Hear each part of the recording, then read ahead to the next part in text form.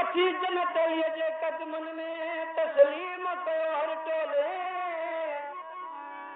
अबू तुराब विसारी दे तजा गैर शरीद रोले नाम अलीअ जो विर्द बचाए और शाम सुबह दिल खोले मुझे पीर वली लज पर बरके जिद दर जल जा सब खोले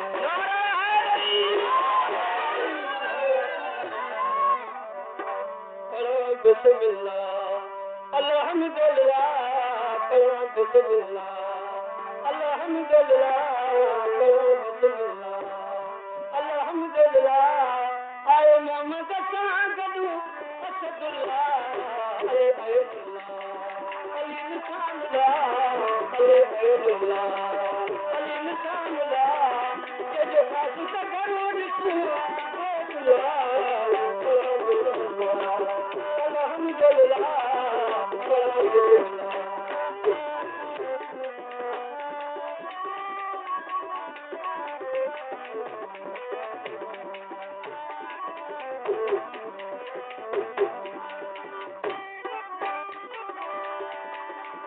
वकील के रखी आया बंदी करे अमरी जोर लाता नसीहतियन करे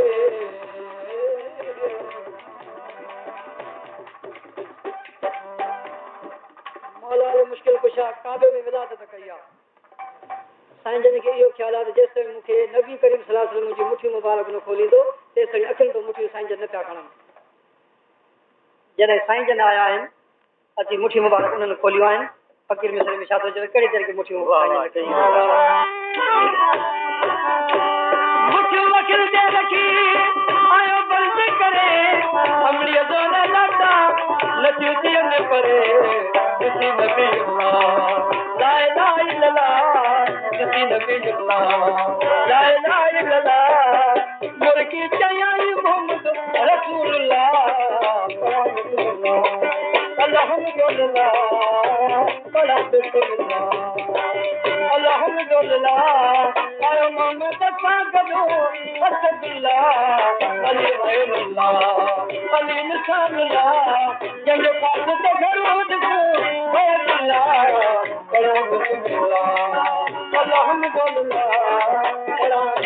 अल्हम्दुलिल्लाह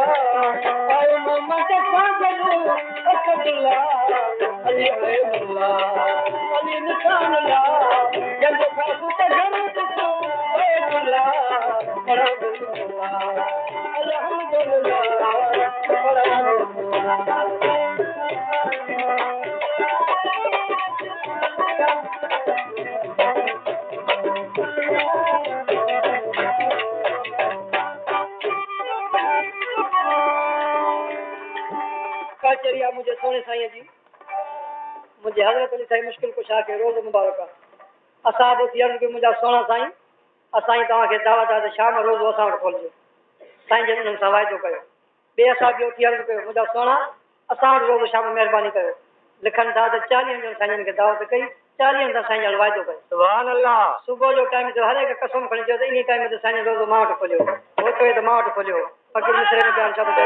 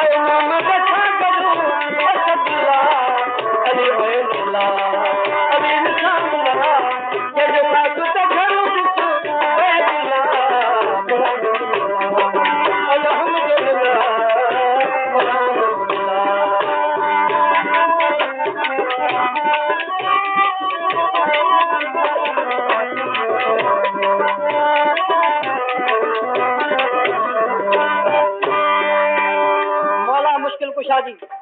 इहा ख़ासि हिकिड़ी साईं जी रिआयत हूंदी त काफ़र खे वार वध में ॾींदा हुआ मथां काफ़र खे अरमान रहिजी वञे त साईं जन वार पाण वरितो फ़कीर मिस्र बयान छा थो करे अली ख़ास रिआयत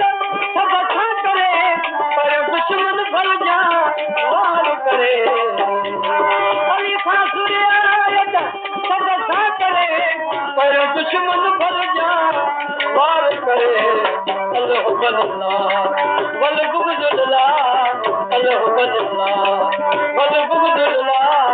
मारे मन कर तयाई फनासला अल्हम्दुलिल्लाह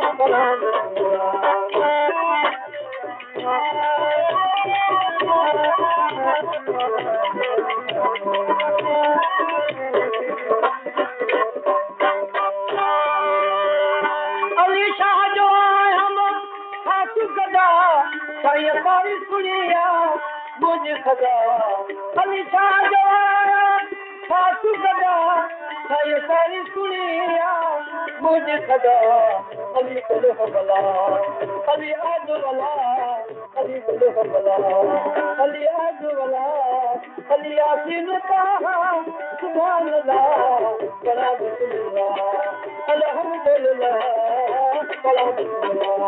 अल्हम्दुलिल्लाह आया मोहम्मद साहब अल्लाह